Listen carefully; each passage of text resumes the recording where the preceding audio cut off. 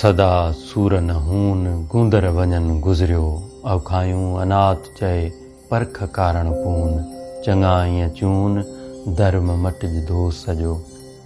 ही बैत मीएं शाहनाथ रिज़वीअ जो आहे, संदसि रिसाले में लिखियो पियो आहे, पर बैत जी ॿी सिट मटे उनखे कयो वियो आहे अवखायूं अब्दुल लतीफ़ चए परख कारण पून।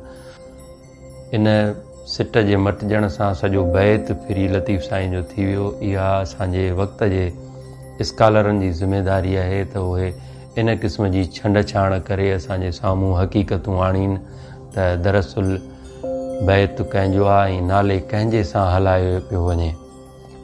हिन बैत में दोस्तीअ जो आला दर्स ॾिनल आहे त तकलीफ़ूं सूर अहंज ऐं पीड़ाऊं माण्हूअ ते ईंदियूं रहंदियूं आहिनि, ॾुखियायूं सुखियाउनि मां माण्हू गुज़रंदो रहंदो आहे।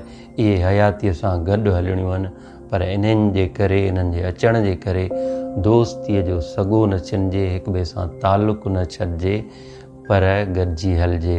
सदा सूर न हून गूंदर वञनि गुज़रियो। सूर यानी ॾुख तकलीफ़ूं सदा ई सूर न हूंदा।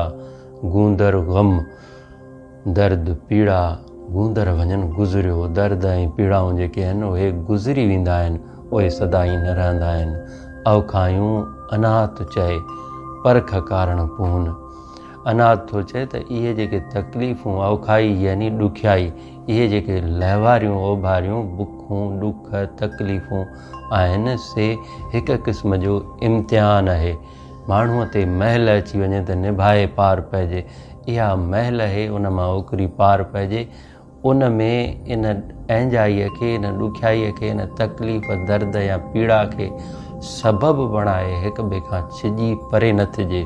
चङा ईअं चून धर्म मटिज दोष सॼो। आख़िरी सिट में चयईं त चङा ईअं चई विया आहिनि, सालिह माण्हू ईअं चई विया आहिनि त कहिड़ो बि ॾुखियो ज़मानो अची वञे, कहिड़ी बि तकलीफ़ अची वञे, कहिड़ी बि अहंजाई अची वञे, अवखाई अची वञे, पर दोस्त जो दर न मटिजे, यानी उन खां परे न थिजे, छिॼी न वञिजे, उन खां मुंहुं न मोड़िजे।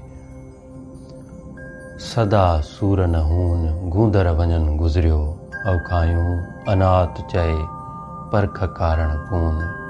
चङा ईअं चून धर्म मटिज दोष सॼो।